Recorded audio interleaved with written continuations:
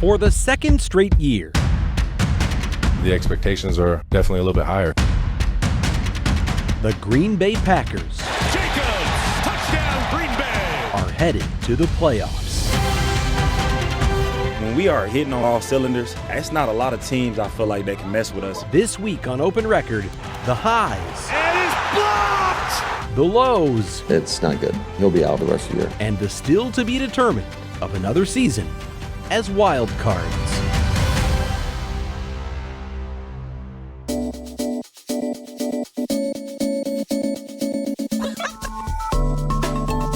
From the Fox 6 studios, this is Open Record. I'm Brian Polson, and I'm here with Fox 6 News anchor Ted Perry. Ted, welcome back to Open Record. I'm so glad my skills as a fifth-string high school quarterback and the analytics that come from that are being put to use in this podcast. That's even better because I never played football, so you're ahead of me on this one. And we are also joined from the atrium of Lambeau Field by Fox 6 sports director Tim Van Voren. Tim, thank you for joining us once again on Open Record.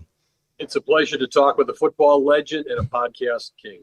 I'm glad you. I didn't know what you were going to say about my football knowledge, but here we go. It's going to be a sarcastic hour. That's right. We are this Sunday, of course. The Green Bay Packers will be having their season come full circle as they face the Philadelphia Eagles in the wild card round of the NFL playoffs. It is the same opponent that they faced 4 months ago, 5,000 miles from home to open the NFL season. We will look back on that game and all the things that have happened since when we come right back.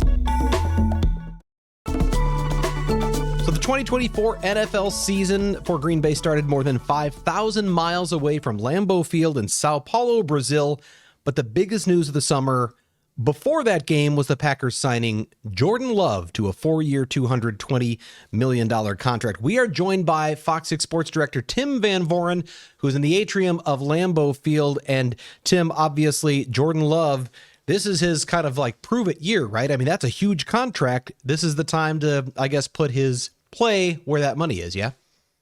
Absolutely. This is what you're paid for in the NFL. It's funny you would reference Jordan Love here right off the top. I literally was just talking to him in the hallway 10 minutes ago about his personality and how it affects things for this football team, how he interacts with people. And, he's the same kind of guy. He has that chill personality if the Packers are up or if the Packers are down. He's a competitor, but he knows this is the time. This is what it's all about in the NFL. I think he's ready for that. I don't think outwardly we've really seen that this Packer team is poised to be big and wildly successful in the playoffs.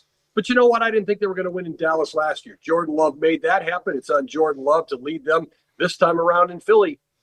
And that demeanor is so important. I'll use an interview from earlier this week where reporters were asking him over and over again about his funny bone injury. Was it numb? Did it affect your throw? And I think of the previous quarterback who might have turned a little sarcastic and a little curt after a while. Tim, Jordan Love didn't seem to. He seemed to entertain all the questions. And I know that's a small thing about how he treats the media, but it really speaks to his demeanor overall, I think. Again, it's funny we're talking about this because literally I was just talking with Jordan about this subject unbeknownst to that we'd be talking about it here, and about how gracious he is with his time and how he respects people, whether they're teammates or support staff members or media. And I would agree with you, Ted. I think that, that's the way he carries himself. Now, this is big time business. This is the NFL. There have been plenty of nice guys who couldn't play at the NFL level to the degree that the team wanted them to, or so they were being compensated. So let's not miss any of that stuff. But that is who Jordan Love is. I would say you're at the essence of it.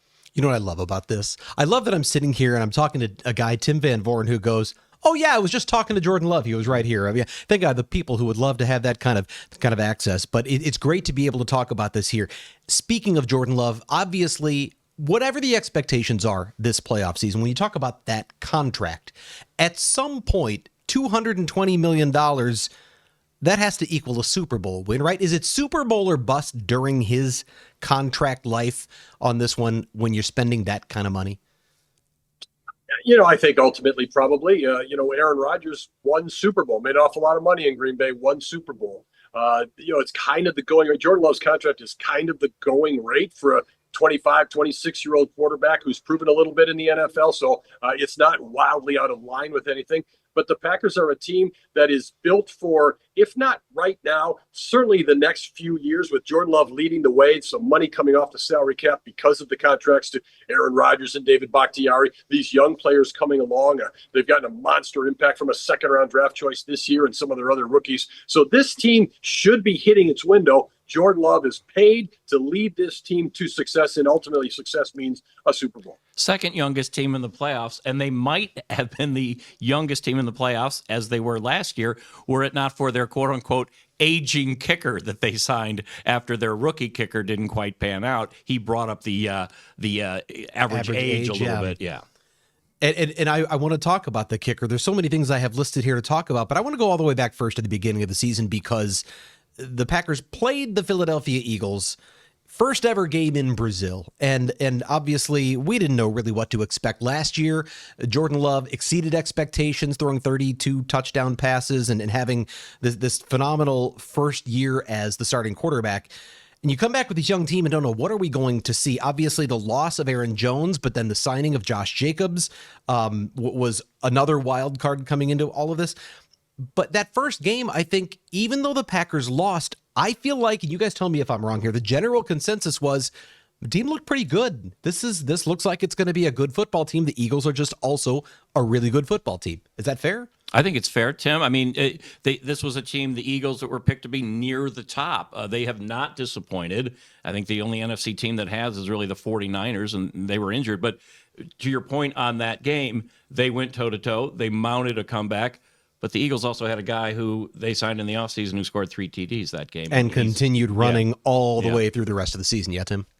Yeah, I mean, I think as you look back now, it was kind of an uneven game for both teams. That's usually what you get at the beginning of the season, particularly, as you said, Brian, when they've traveled, both teams have traveled thousands of miles away from home. They're not in a normal routine. It was a decent football game. What I will remember from it, though, and I assume if you guys flip your minds back, you'll do the same, is Jordan Love's season over? He gets hurt at the end of that game. The idea is all these hopes for the Green Bay Packers, are they dashed because Jordan Love is out for the season with a knee injury? Turns out that he was out for a couple of weeks and had to battle back to better health as the season has gone along. But that's how quickly things could have snapped and broken for this entire season coming into it. So to me, as you look back that far, it kind of started the emotional roller coaster that Packer fans have been on throughout this entire season.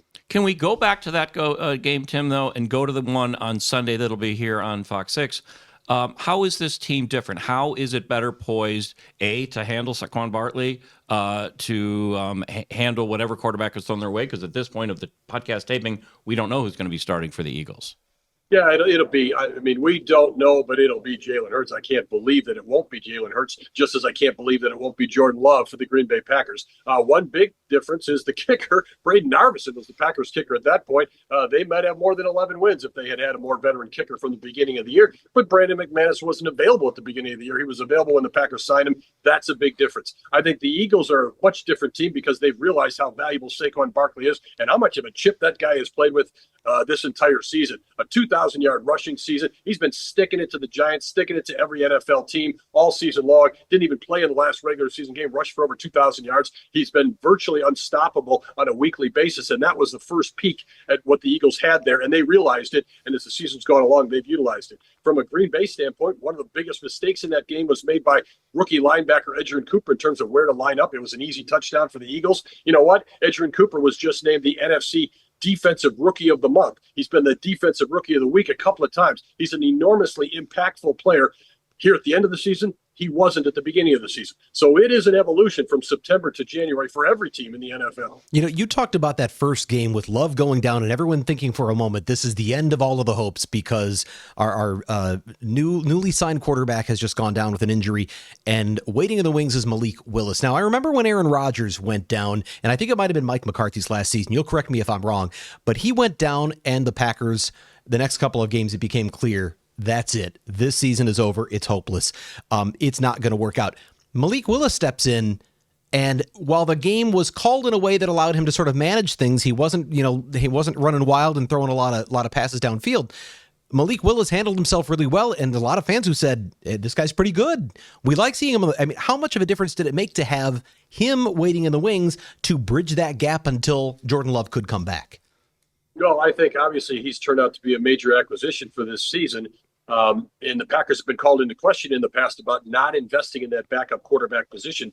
They did that right before that Eagles game, though. Okay, Malik Willis, here you are. Nobody even knew who the guy was, including most of the guys in the locker room with him. So, yes, he's turned out to be a very valuable addition, but at that point, nobody knew. Even the next week when the Packers played the Colts, nobody knew what Malik Willis could offer. The game plan was essentially 95% let's run the ball and not make any mistakes. Willis has flourished here in Green Bay. All the credit goes to him for coming in after training camp and learning the system. But nobody knew at that point what the Packers had. So you can't even get great reports from Brazil in the first place. What happened to Jordan Love? What's going to happen to this season? As it turned out, they kind of dodged a bullet with Love. They found something in Malik Willis, and they were able to start piecing things together toward an 11-win season. I think most people in Sao Paulo, the same amount of people in Sao Paulo knew who he was as in Green Bay knew who he was. That's how unknown he was and what an unknown commodity he was at that point.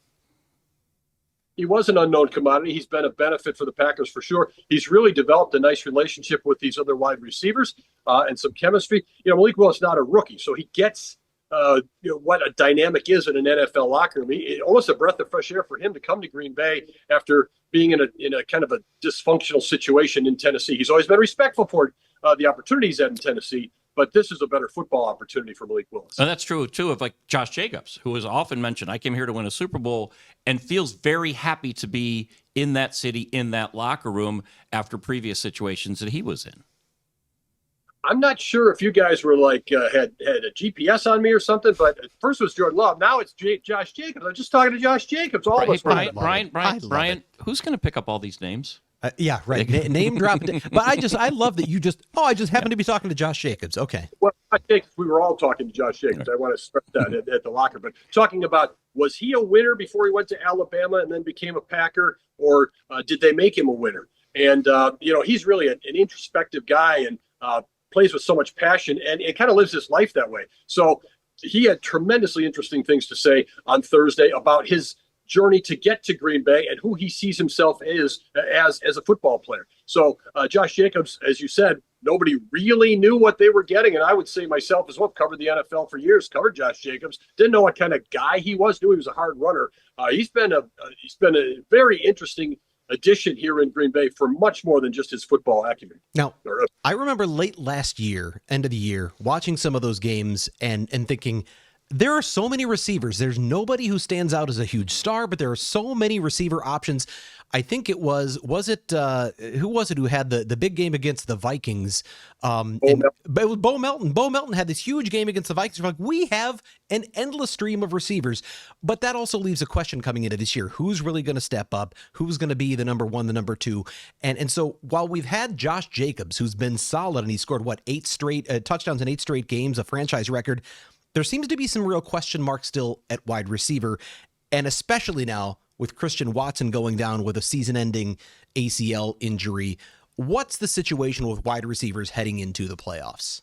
Well, I think it is, as you said, a kind of a group effort here. Christian Watson is the unique skill set guy. He can get down the field. He's 6'4". He can fly. He likes to go out for the deep ball. They missed that. When he didn't play at Minnesota the second last week of the year, I was saying to somebody in the press box, boy, you see the rest of the offense out there. You signed Christian Watson today. Well, then the following week, Christian Watson goes out and suffers an injury. He's going to have a long rehab ahead of him. So he's not going to play this postseason, and he's not going to play for some time into 2025. He has a lot of personal recovery ahead of him. So in terms of the wide receivers, this group hasn't really ascended, Brian and Ted, like we thought. And I think because Josh Jacobs in the run game has become such a big deal, maybe the passing game has taken a step back this season, because in that Dallas game in the playoffs last year, the Packers looked like they could throw any pass they wanted and get down the field. It was a video game. It was Madden, no question about it. They haven't really had that with their passing game this entire season. So these receivers are believers. They know it's a collective group. They know they all bring certain skills and competitive fire to the table. But we'll see what they can do against the Philadelphia Eagles, because it has not been a decorated year for the Green Bay Packers passing game. One guy I want to ask about in particular is Dobbs, who missed a game because he left camp, right? Or he left the team for a little bit and was suspended for a game. Time with injury, Yeah. How is his mindset? What does the absence of Christian Watson do? Does it put more emphasis on maybe, hey, this is time for you to step up 87 and show us what you can get. Show us why you were pouting that you weren't getting the throws you thought you were, although statistically he was getting the balls. The interesting thing is these pass catchers will say, there's only one ball. So you can't throw it to 5 different guys on a play. You can only throw one ball. So they can kind of explain away, I didn't get the passes this game. I didn't get as many targets that game, whatever it might be. Well, now somebody, the flip side of that is somebody is going to get those passes thrown his way. And maybe it's not who you would have expected, because now Christian Watson is out and somebody else could step up. So the opportunity is there for Romeo Doubs to have a monster game, or Jaden Reed to kind of rally. He started the season so strong. He's tapered off as the season is going along. Maybe it's Dontavian Wicks, who coming into this season was the guy you're definitely looking at, and he was very inconsistent at the beginning of the year. He's come on at the end of the year, but hasn't had a tremendous year. Maybe it's Bo Melton or Malik Heath, a couple of guys who were, playing reserve roles, who now may step forward with Christian Watson out. Or maybe it's Tucker Kraft or Luke Musgrave or one of these tight ends that's getting forgotten a little bit, who could have a big game against Philadelphia. So I want to talk about something you already brought up, which is the Packers and the kicking situation. But since we're going to talk about a kicker, I mean, there's no rivalry that's come down to something closer than a kick at the end of each game. That is, of course, the Packers and the Bears this year, both home and away, came down to the last play of the game. We're going to talk about the Packers kicking situation and the rivalry with the Chicago Bears. We'll do that when we come right back. So I mentioned earlier, highs and lows. We're waiting to see what's going to happen coming up ahead, but probably the highest moment of the season, maybe as a fan, if you really believe in the importance of rivalries, was the blocked kick against the Chicago Bears to win the first matchup with the Bears. Of course, maybe the lowest point of the season, the last game or last moment of the regular season, as the Bears kick a field goal to win. Field goals matter, and that was no clearer than in game number 1 this year, when once again Brandon Narveson misses a kick and then continued to miss kicks. And I think as Packers fans, it was like, can we just get someone who can put it through the uprights? He didn't get to continue for long. He did not. The patience for that ran out quickly. And it was a disappointment, frankly, because he had a great hashtag for social media. I mean, Narvdog. I wanted to love Narvdog, but he just wasn't coming through. So how important was it that the Packers were able to find a kicker who has been consistent, been able to put it through the uprights time and time again? It's too much to say it saved the season, but you could make a case that it came close to that. I really enjoyed dealing with Braden Narveson. He had a fun story. He was a great personality. He was a stand-up guy when things didn't go very well. But as I mentioned earlier in this discussion, this is the NFL. This is not, let's placate people because they're nice guys. The Packers needed better performance at kicker, and Braden Narveson was not ready to be consistent at this point in his career. Brandon McManus has been. He's won one field goal all season long. He won right after coming to the team. He won a game with a game-winning field goal, and he should have won the last Bears game. He kicked a 50-plus yarder that put the team ahead, at least at the very end. So it has been a huge pickup for the Packers this season. I think Brian Gutekunst, you have to look at his free agent signings of Xavier McKinney and Josh Jacobs in the offseason. You look at the pickup of Brandon McManus. You look at the pickup of unheralded Chris Brooks early in the season. Major contributions from guys you would not have expected. Obviously, the big money free agents you expect, but these other guys have really played big roles as well. The Packers and those two free agents are, well, they don't want to be Orlando bound, but they are 2 Pro Bowl selections. So, I mean, talk about going after good guys and good guys who produce, too, to make it to that Pro Bowl. Well, and I was, you were kind of probably noting here that I, by the way, said Braden Narveson, Brandon McManus. But the importance of kicks, I think, is underscored by the fact that the Packers have had so many close games this year. So many games that have come down to less than a score, have come down to the final play. And while it wasn't the Packers kicker that mattered in that rivalry with the Bears, we saw that again in both situations. It came down to a final kick. In the playoffs, one kick can make the difference between moving on and going home. How important is it to the Packers to know you've got a guy who's been solid? I know as a fan, I feel a lot better with a guy going up there that hasn't been missing week after week. as a coach, Matt LaFleur has to feel a whole lot better. All right, where are we on the field? I'll make a decision. Now, he didn't manage the clock very well in the Bears game. He should have had more faith in Brandon McManus, as it turned out, and not called a timeout. But by the same token, knowing that you have a kicker who can make kicks takes you back to the Mason Crosby, the length of his career. He had a couple of ups and downs, of course, but the length of his career, you believed in Mason Crosby as part of this Packer attack. Now you believe in Brandon McManus, who's positioned himself to get a big contract in Green Bay or somewhere else next year. Who thought that the Packer kicker would be poised, whoever he would be, to be getting a big contract going forward? It's been a long time since that was the case. And while he's older, he is still young enough to have a little more longevity in the NFL. 33 is not that old for a kicker. Very much the oldest Packer, 33 years old. Eric Wilson is 30 years old, linebacker. Nobody else has crossed the 30-year-old threshold. So I agree with you. Brandon McManus has kicked successfully in Green Bay this year. He should have plenty of suitors next year, whether it's here with the Packers or somewhere else at that age. Plenty of football ahead of him. Let's go back to the discussion then about the Chicago Bears, because I don't think it's necessarily true. People will often say all that matters in the end is do you beat the Bears. That's not true, because obviously Packers fans want to do well in the playoffs. They want to win the Super Bowl, but it still matters. And the streak that had actually under Matt LaFleur, he had never lost to the Chicago Bears until the last play of the regular season. The first time around, it felt like the Packers obviously escaped with a win because that blocked kick was in a range that should have been something that Carlos Santos put through with ease. He didn't. The kick was blocked, and the Packers survive, and the streak continues. But when you look at both games, this was a team that the Packers were certainly far ahead of in the standings and believed to be a much better team then. 6 games they finish ahead of the Bears, and yet both times those games were very close, came down to the wire, and in the end, it bit them as the Bears get the winning kick at the end of the season. Why did the Packers struggle against the Bears when they didn't struggle against so many of these other teams, non-conference teams, and others outside the division? And while they had incentive to do well as well. It's not a game that they could just go, meh. I mean, in the end, they're the 7th seed because Washington won. But they thought seeding might be on the line, realistically. This game mattered going into it.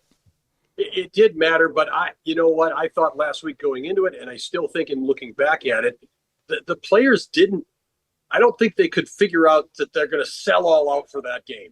Because there was some seeding up for grabs there, yes. But, that part of them, what, are we going to play? Are we going to get out at halftime? We're going to get ahead early. I just think that's one of those things you're not really locked in on your focus. Not an excuse. I think that was part of it. I think, with the Bears, when you've won 10 or then ultimately 11 games in a row against the team, you kind of know somewhere along the line, Chicago's going to come back and get you. That streak is going to end. So I think that the Bears put a lot into it. They didn't want that streak to continue. The Packers knew with a little bit of pressure that at some point that streak was going to end. And the kicks do matter. You're exactly right, Brian. Carl Brooks had that block in the game at Chicago. Otherwise, the Packers are winless in the NFC North. Now, you can say whatever you want about the strength of that division. If you're a playoff football team, you can't say you were winless in your division. And that, little finger kept the Packers from being there. Was this the best division regular season in the history of the NFL? I mean, wins-wise, since it's gone to the 4-team divisions, this is the most wins a division has had. Is that right, Tim? I think it was 45 wins across the division.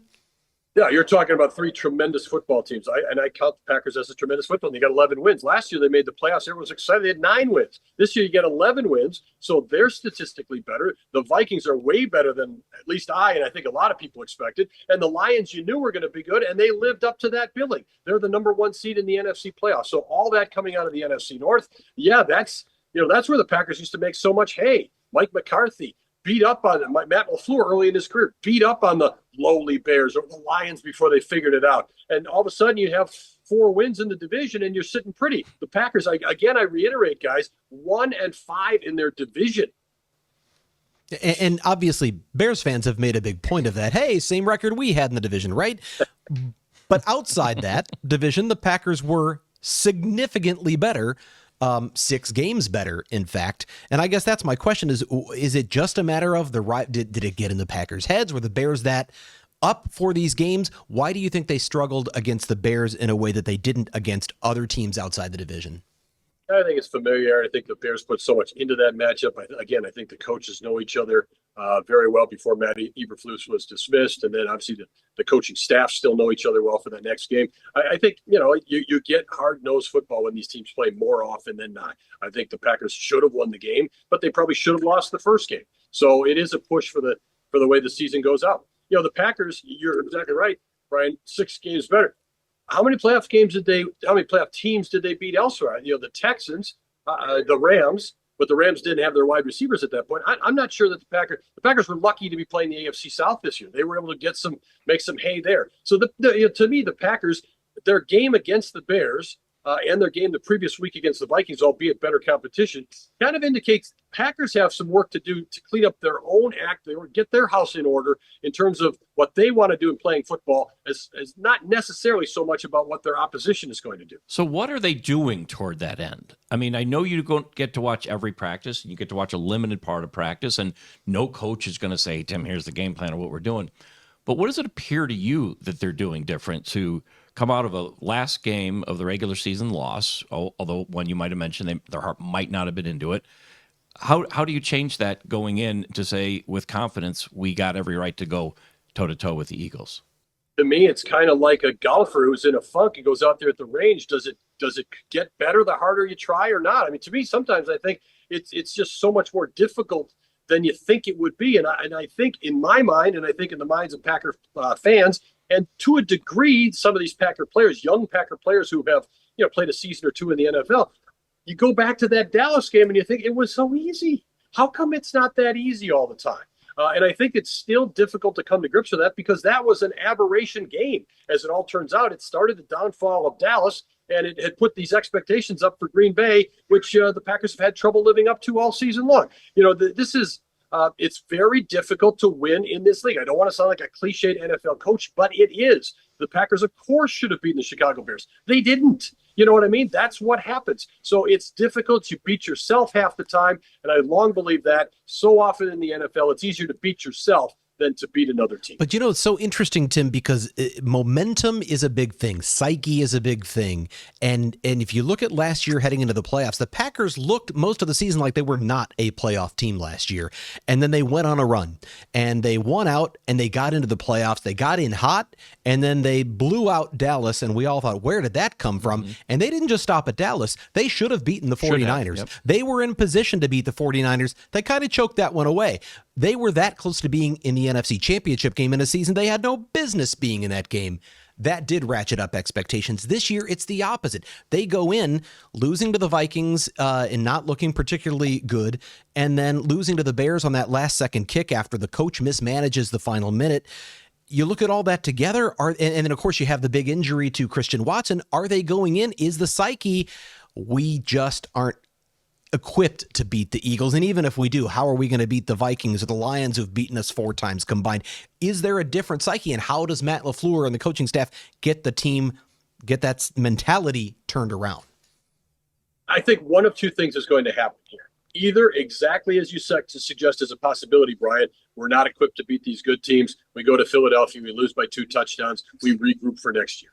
Or we go to Philadelphia, we got nothing to lose. Nobody expects a thing of us. We're the 7th seed. We're the lowest seed in the NFC field. We didn't play well at the end of the year. The things we thought we could count on, this passing game, didn't really develop. So we have nothing to lose. Let's take our chances. I think the Packers play better when they get into that we have nothing to lose mindset. But can they get there? Will they play tight and feel that they're not up to the challenge? Or will they relax and let it go? That's where Matt LaFleur has to get them, in my mind. But I don't know how you do that. Yeah, that's what I want to know. What is he doing to get them there instead of just saying, we've got to change? My high school soccer coach used to, before we go out for a big game, he'd play the 1986 Mexico World Cup. They had an earthquake video because there was a huge earthquake. But then, of course, you have all the goals, and it was like a psych-up video. He'd play that before we came out of the locker room and just get us going. And I don't know if it's bulletin board material. I don't know what they do. But obviously, they've got to get them going into this game believing, like you said, we're the underdogs now. Nobody believes in us, so go out and prove it to them. Right? Is that on YouTube? Can Matt LaFleur show that to him on YouTube? The earthquake video? I think it works every time. Hopefully it's before and after. It's that, and then it's Polson and his team out there playing to see how it all manifested itself. The problem is here, guys, though. You could play a good game. You could relax. You could go out there. You could play very well. And you might not be able to beat the Eagles because we haven't really talked about it too much of it yet. The Eagles are really good. For much of the year, they could have been the top seed in the NFC. They have talent across the board. They're one of the most talented rosters in the entire NFL. Now, they kind of play on an edge. They almost seem like they might implode at some point. Their coach, the fans, the interaction, all that stuff. But the Packers, the best chance in my mind would be go in there free and easy and hope the Eagles kind of play a little tight. That Jalen Hurts is rusty as he comes back from the concussion protocol and the finger injury. And maybe there's a little finger pointing or doubting on the Philadelphia side of things. That would be the best scenario for the Packers in my mind. I'm delinquent on having us take a break. I want to talk about this game, what we're facing, what the Packers are facing here.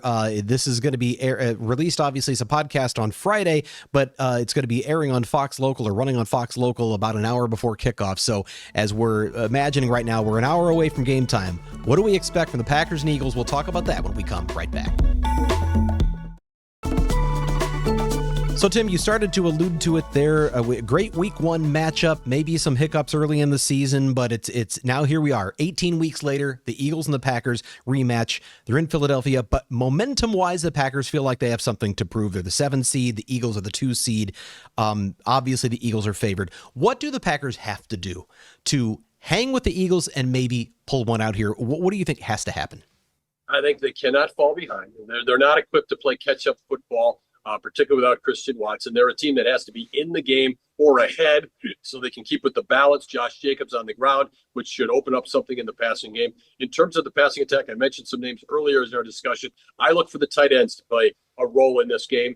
As you look, which receiver is going to step up? Well, maybe it's Tucker Kraft at tight end. Maybe it's Luke Musgrave at tight end, who's kind of, he's worked his way back from injury. His best deal is to get down the field, middle of the field. I think that would help the Packers. I just don't think they can fall behind. They cannot beat themselves. Those are cliched terms, but it's really true in this matchup because they're just not equipped on the road to come back against that type of talent.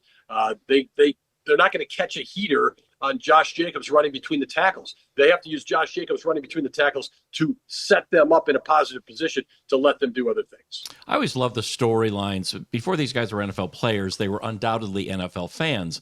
And guarding those tight ends that Tim just mentioned is the guy that used to play quarterback less than a mile from our station at Brown Deer High School, now had an outstanding career at UW-Madison, and Tim has really been one of the better defensive players for the Eagles. Talk more about him.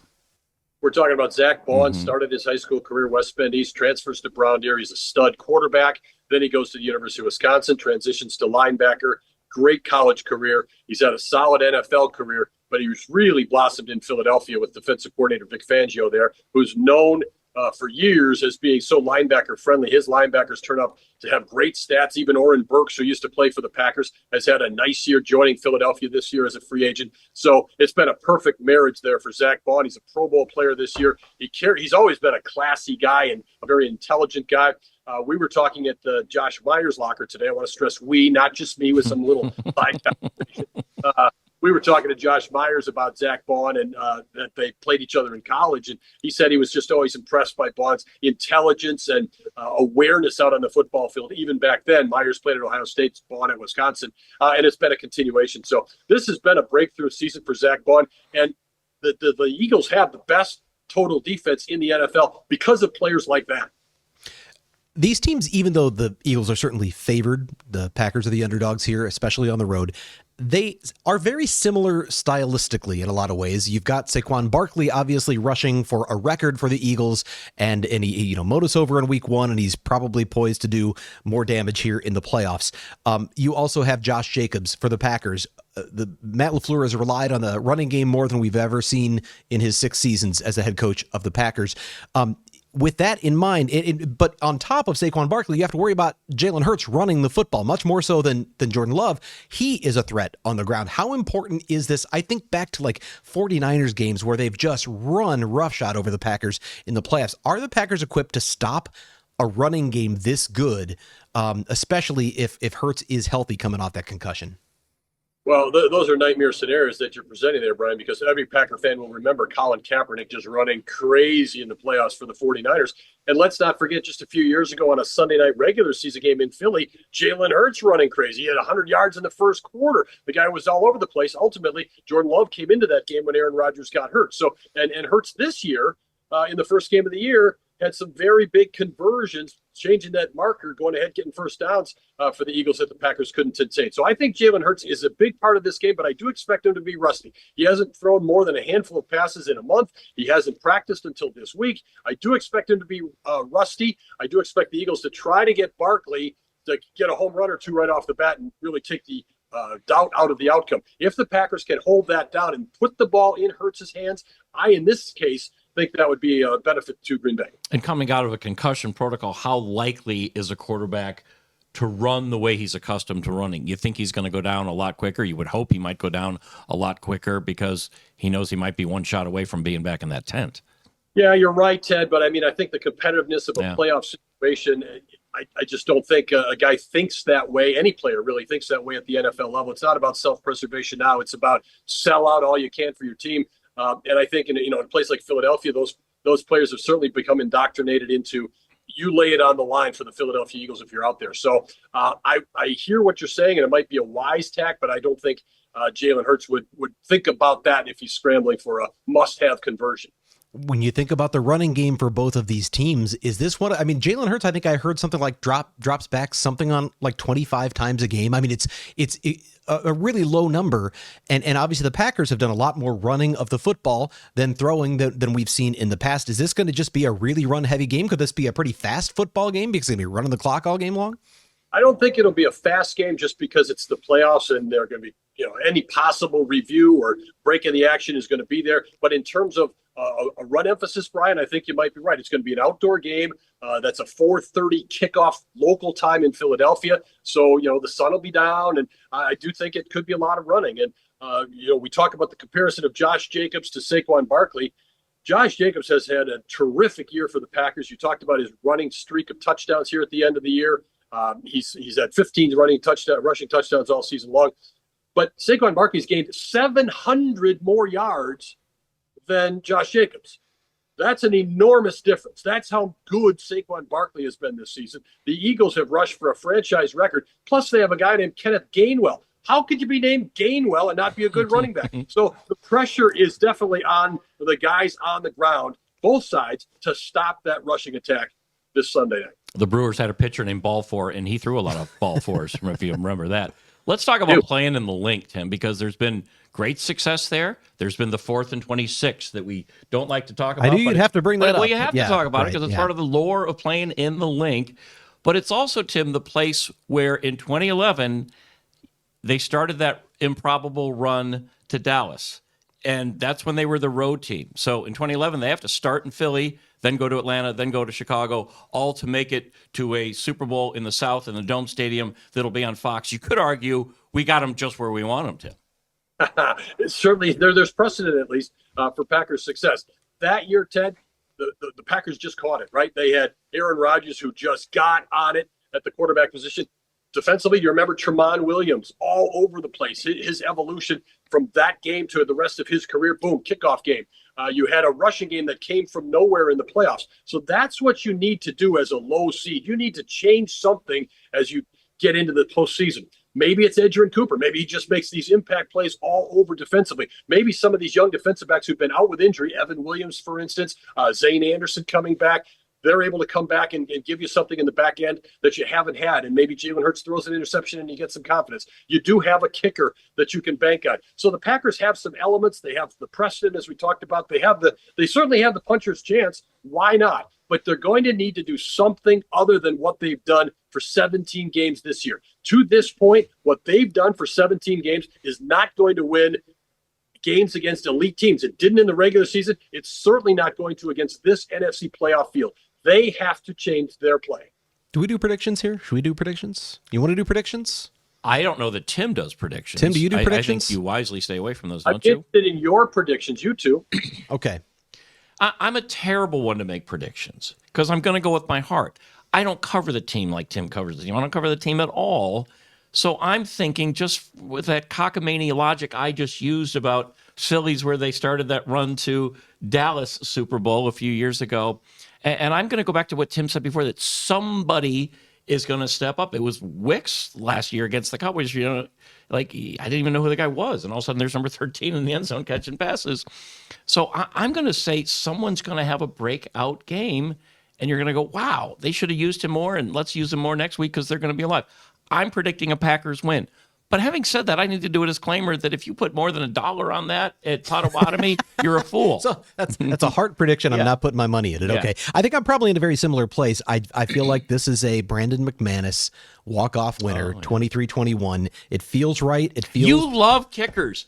You would be happy if every NFL game was won by a kicker. I would That's not. the soccer player in you. That's fine. Look. That's I fine. go back to the days of the St. Louis Rams. I'm from St. Louis originally, and my heart was broken when the New England Patriots beat the Rams on a Vinny Testaverde kick. And I'm sorry, Vinatieri. I'm sorry, Adam Vinatieri. Adam Vinatieri kick. See, I want to forget. I want to block it out, Ted. But that is what sent the New England Patriots on to become the New England Patriots we know. That was Tom Brady stepping in the playoffs for Drew Bledsoe and going on to become, well, Tom Brady. So no, I don't want it to go that, but I feel like this is where this is headed for the Packers. I don't think they're going to run away with anything for sure, but I don't think they're going to get steamrolled. I think they're going to be in this. And they win on a kick? That's what I say. I say Brandon McManus, walk-off kick. Are we doing too much with our heart, Tim?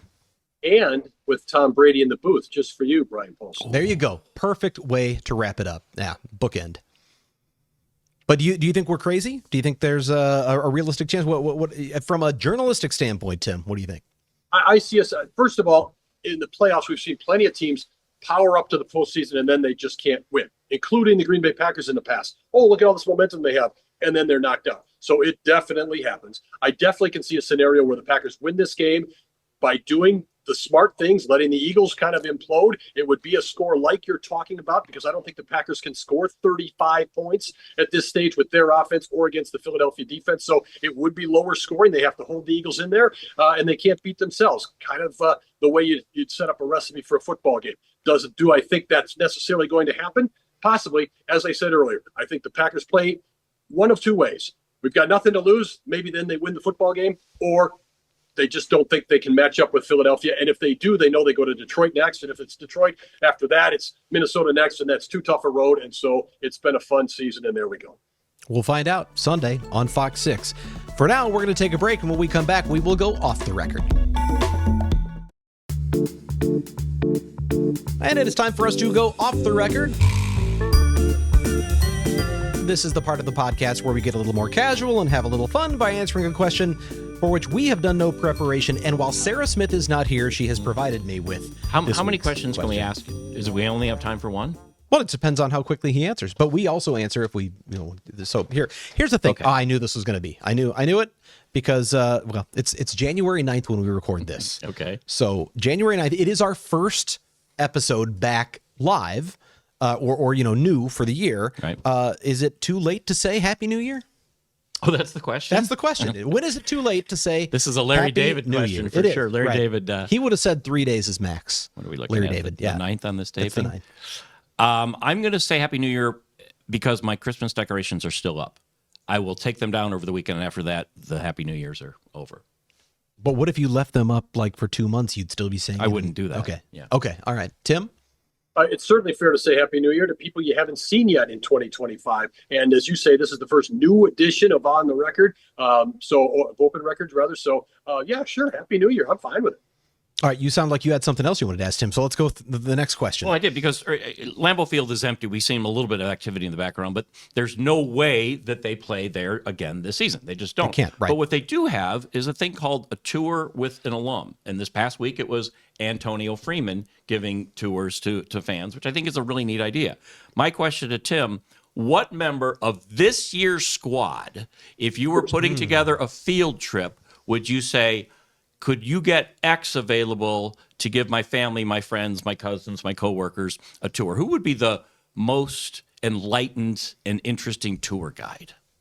Interesting tour guide, Tucker Kraft, because somehow, some way you come out of there shaking your head going, what's this guy all about? In a good way. So I will go Tucker Kraft. And while you're on that tour, Brian and Ted, just a reminder that the calendar always flips here in Green Bay. They got the scoreboard up counting down to the NFL draft. So whatever happens this weekend on the field in Philadelphia, don't forget that thing's just about 100 days away in Green Bay. You know who my number one draft pick would be? Tim Van Voren. Always. He's the number one draft pick to have here on Open Record. We love having you on. Thank you for all the time you spent with us here today. We know you've got a very busy week preparing for the playoffs. I myself was picked off the waiver wires in an emergency because Sarah couldn't be here, and I'm fine with that. Best free agent signing we could possibly have had. Anyway, thank you, Tim. Like Xavier McKinney, like Ted. We're happy to. Absolutely. Hey, Tim, thanks a lot. We will wrap things up here on Open Record when we come right back. And that's all the time we have this week on Open Record. If you have a topic you would like us to discuss on the podcast or an issue you think we should investigate for Fox 6 News, send your emails to fox6investigators@fox.com. As always, thank you to the people who make this podcast possible. Ted Perry, thanks for being here Always again. happy to fill in. And we thank our executive producer, Sarah Smith, for her wonderful off-the-record question, our editor, Dave Machuda, who is manning the video switcher today, and, of course, our chief photographer, Cale Zimney. With that, I'm Brian Polson. We'll be back next week.